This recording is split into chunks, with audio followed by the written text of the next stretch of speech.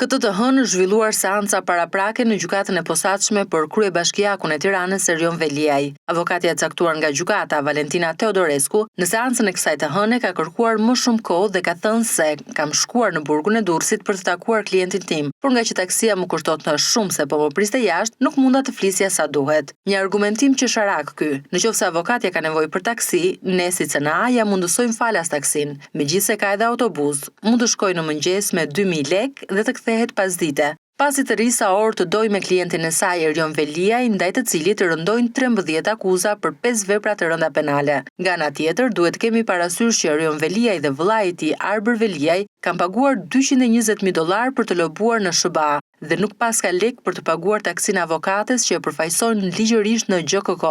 Në fakt Erion Veliaj, duke bërë procesin qesharak, thjesht dhe vetëm po dëmton veten dhe pasojat i ka po ai vet. Një proces gjyqësor që duhet të jetë i shpejtë, i drejtë, shtyhet prej gati 7 muajsh me 1001 mënyra dhe sot gjetja e radhës ishte taksia avokates. Pra Erion Veliaj s'ka lek për taksin avokates, ndërkohë që paguan $220.000 në SBA. Meqense që ka kaq keq nga parat, ne si CNA i ofrojmë mjetin ton avokates, ta ketë në dispozicion. Të vita marr kur të doj, ditën, natën, e ka falas pas një pagesë. Do të paguajmë ne si CNA vetëm që Erion Veliaj të njihet me akuzat e provat dhe avokatja të kaloj kohën që i duhet me klientin e saj, në mënyrë që procesi gjyqësor të ecë në mënyrë normale dhe jo të bëhet qesharak, siç po e bën kryebashkiaku i Tiranës i arrestuar prej 10 shkurtit të vitit 2025.